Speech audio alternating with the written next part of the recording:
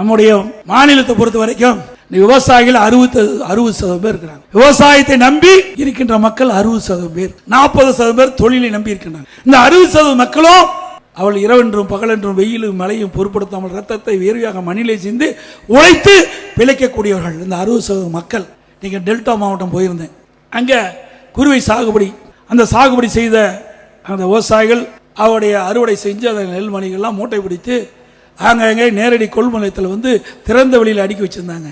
15 நாள் அந்த அரசாங்கம் அந்த கொள்முதல் செய்யவே இல்லை. அதனால மழை காலத்தில் தொடர் மழையினால அதெல்லாம் நெல்மணிகள்லாம் மழையில் முளைச்சு அப்படியே நாத்து 4 இன்ச்சு வந்துட்டு. நான் கேட்டா இந்த முதலமைச்சரும் உணவுத்துறை மந்திரியும் சொல்றாங்க வேண்டுமென்றே திட்டமிட்டு எதிர்க்கட்சி தலைவர் தவறான தகவலை சொல்றார் என்று. நான் நேரடியா எல்லா கொள்முதலத்துக்கு பல கொள்முதலத்துக்கு போனேன். தஞ்சாவூர் மாவட்டம், நாகை மாவட்டம், திருவாரூர் மாவட்டம், இப்படி இந்த மாவட்டத்துக்கெல்லாம் நேராக போனேன்.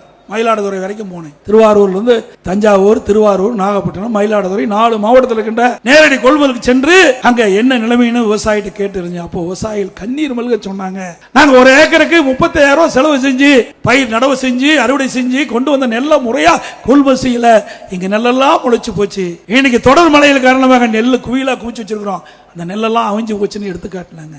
இந்த அரசாங்கம் நேரடியாக கொள்முதல் நிலையத்திலே கொள்முதல் செய்யாத கணத்துல பல்லாயிரக்கணக்கான விவசாயிகள் இன்றைக்கு கண்ணீர் மல்க தன் உழைத்த நெல்லையெல்லாம் விற்க முடியாத அவலங்களை இந்த ஆட்சியில் ஏற்பட்டுகின்றது. இதற்கெல்லாம் முடிவு கேட்கின்ற தேர்தல் 2026 சட்டமன்ற தேர்தல் என்பதை நேரத்தில் தெரிவித்து